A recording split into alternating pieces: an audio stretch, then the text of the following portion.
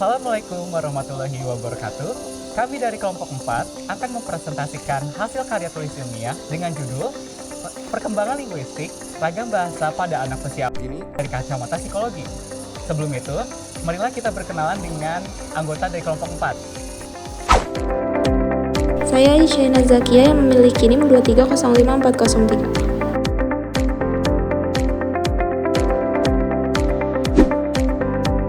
Saya Gevira Faizati Rahmani yang memiliki NIM 2305478.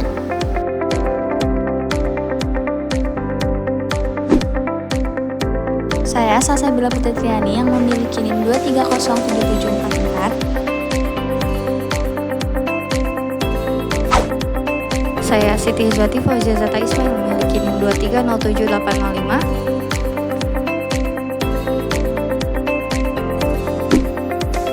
Saya tuh Bagus Fortuna Firdaus yang memiliki NIM 2308492.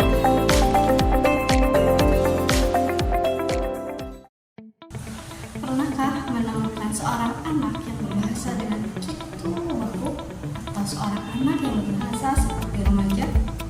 Dalam artikel ini dibahas mengenai faktor perkembangan bahasa anak. Apa saja yang menjadi stimulus kebahasaan anak?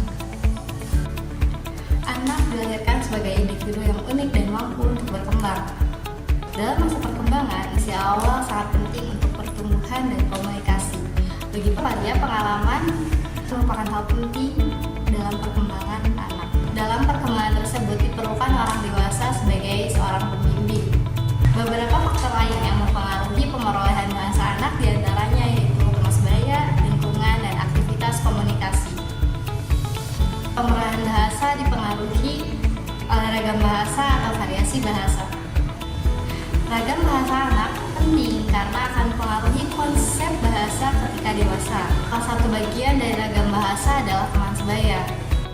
Untuk bisa bersosialisasi dengan teman sebaya diperlukan adanya keahlian berkomunikasi.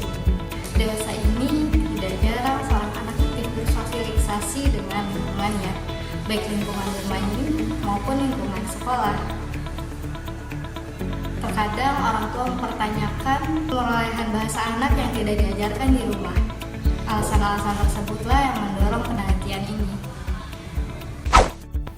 Metode penelitian ini menggunakan metode yang bersifat kualitatif kepustakaan atau library research yang menggunakan berbagai buku dan artikel sebagai objek utama sumber kajian. Menurut Suryadatu, bahasa beragam karena penuturnya heterogen. Menurut Robbins, ragam bahasa dibagi menjadi lisan atau ujaran dan ragam tulis. Ragam bahasa yang digunakan anak-anak terdiri dari beberapa jenis, yaitu yang pertama, ragam baku, yaitu ragam bahasa yang paling formal yang biasanya digunakan dalam acara resmi. Yang kedua, bahasa resmi, yaitu ragam bahasa yang formal dan pola serta kaidah sudah ditetapkan sebagai suatu standar atau EYD. Yang ketiga, ragam santai. Ragam santai adalah ragam bahasa yang lebih santai, biasanya digunakan pada teman maupun keluarga untuk berbincang-bincang. Dan yang terakhir adalah ragam akrab. Ragam akrab adalah ragam bahasa yang lebih santai, biasanya digunakan pada keluarga dekat serta teman karib. Ragam ini ditandai dengan penggunaan bahasa yang tidak lengkap, pendek, dan artikulasi yang seringkali tidak jelas. Kemudian ada teori Jean Piaget. Jean Piaget menekankan bahwasannya aspek-aspek kebahasaan tidak akan muncul tanpa adanya kemampuan kognisi. Kemampuan kognisi berawal dari bawaan seorang anak ketika lahir, kemudian berkembang untuk mengkonstruksi pengetahuan kognitif.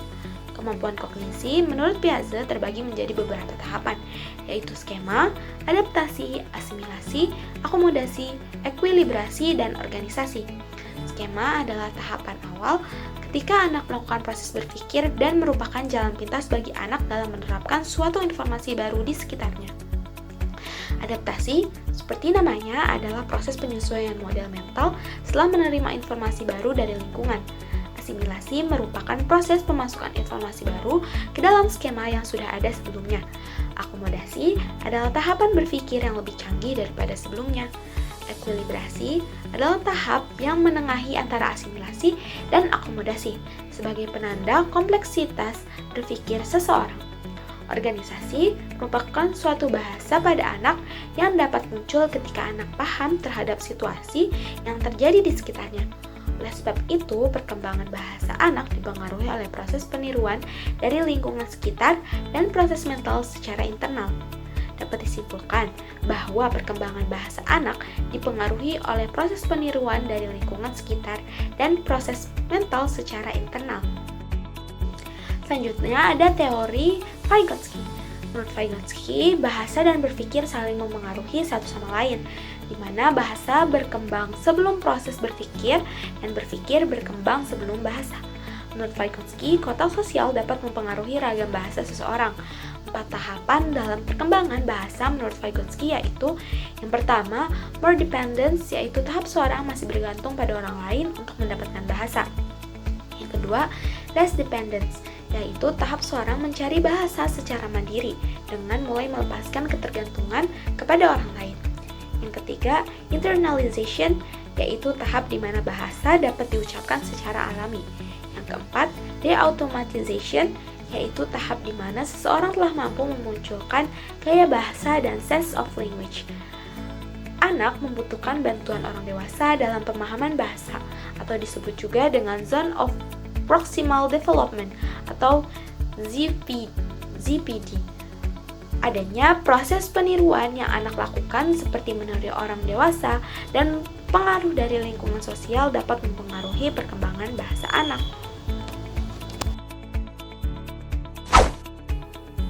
Selanjutnya, teori belajar Bandura. Teori belajar milik Albert Bandura ini menjelaskan lebih lanjut peran lingkungan dalam perkembangan ragam bahasa anak.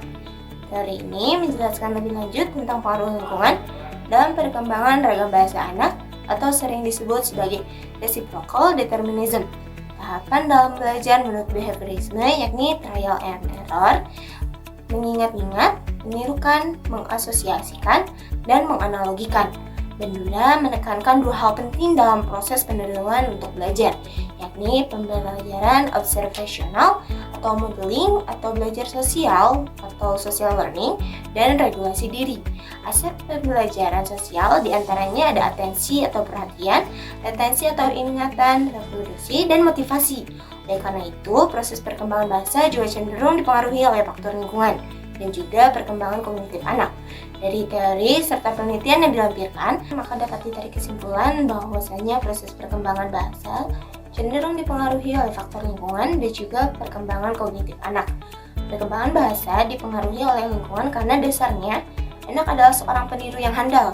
Kehandalan ini didasari oleh proses mental yang terjadi dalam diri anak. Anak usia dini cenderung lebih sering meniru karena ragam bahasanya sendiri terbentuk akibat adanya keanekaragaman individu di lingkungan sosial. Orang tua merupakan orang terdekat pertama yang memiliki pengaruh terhadap perkembangan bahasa dan akuisisi keterampilan komunikasi, serta berperan penting dalam penanaman cara berbahasa pada anak. Karena orang tualah yang sering membersamai anak di lingkungan rumah. Kedekatan orang tua dan pola asuh yang diberikan kepada anak dapat memotivasi anak untuk berkembang secara bahasa.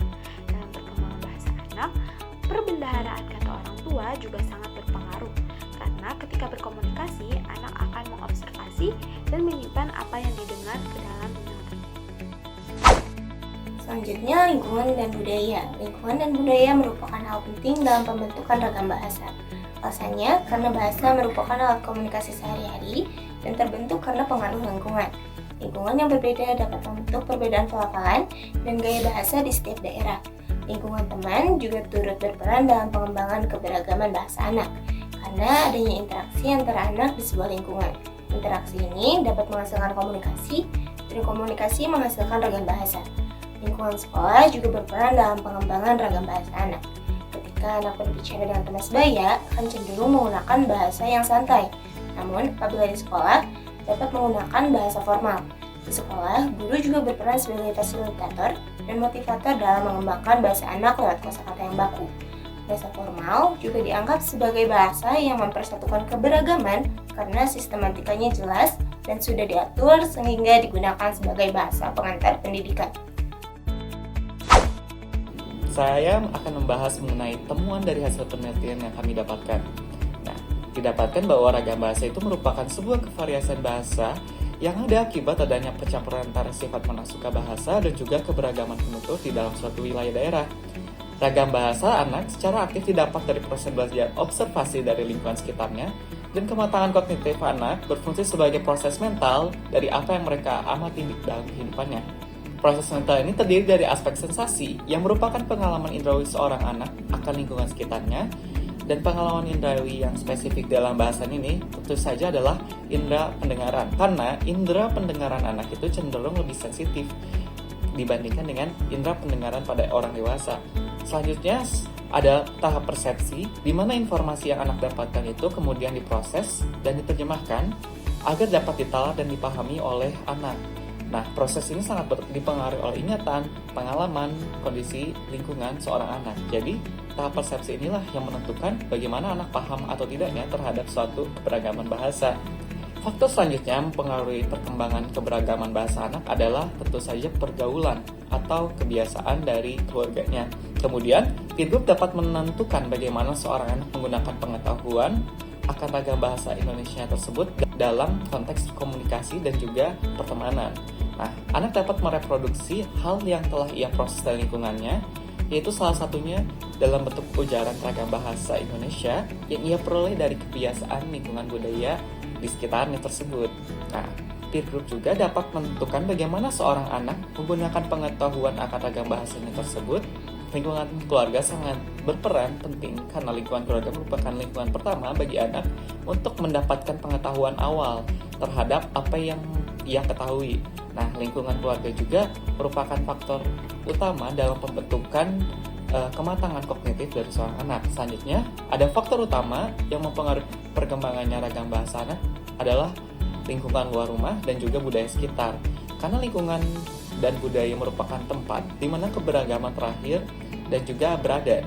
Oleh karena itu, adanya adaptasi secara kognitif dan sosial membuat anak akan menjadi less dependent atau mulai memahami keberagaman bahasa yang ada. Jadi, peran lingkungan sosial atau lingkungan budaya itu sangat penting dalam membentuk suatu keragaman bahasa pada anak. Kemudian, pengulangan di lingkungan sosial dan budaya menyebabkan anak dapat mengingat dan meniru ragam bahasa yang ia observasi.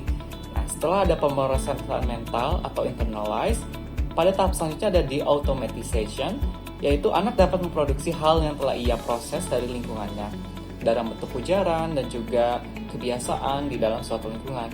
Inilah mengapa di Indonesia ada lingkungan yang berbeda, maka gaya dan juga ujaran bahasa juga berbeda, karena ini itu dipengaruhi oleh tadi lingkungan dan juga faktor budaya yang menyebabkan ujaran bahasa Indonesia anak di setiap daerah itu berbeda karena memiliki gaya bahasa yang berbeda pula. Anak dapat berkomunikasi jika secara sosio-emosi sudah dekat dengan teman sebayanya.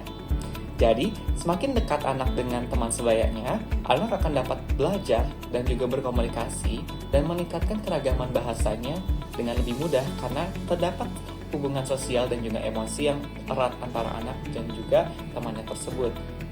Nah, oleh karena itu, lingkungan luar rumah dan juga budaya memberikan dampak terbesar dalam perkembangan pengetahuan atas ragam bahasa Indonesia pada anak. Jadi, lingkungan rumah dan lingkungan keluarga itu terbatas dalam mengembangkan ragam bahasa anak karena cenderung lebih monoton dibandingkan lingkungan luar rumah yang kaya akan keberagaman sosial dan juga budaya. Oleh karena itu, anak memerlukan stimulus dari lingkungan dan juga budayanya dalam mengembangkan keberagaman bahasa yang ada. Anak mulai memahami ragam bahasa ketika memasuki tahap akomodasi. Peran lingkungan dan budaya sangatlah penting dalam menstimulasi pembentukan ragam bahasa Indonesia pada anak usia awal. Lingkungan memberikan asupan kebahasaan yang beragam dan anak melakukan imitasi sehingga pengetahuan mengenai ragam bahasa terakuisisi. Demikian hasil penelitian yang dapat kami temukan. Semoga penelitian kami dapat bermanfaat. Terima kasih. Wassalamualaikum warahmatullahi wabarakatuh.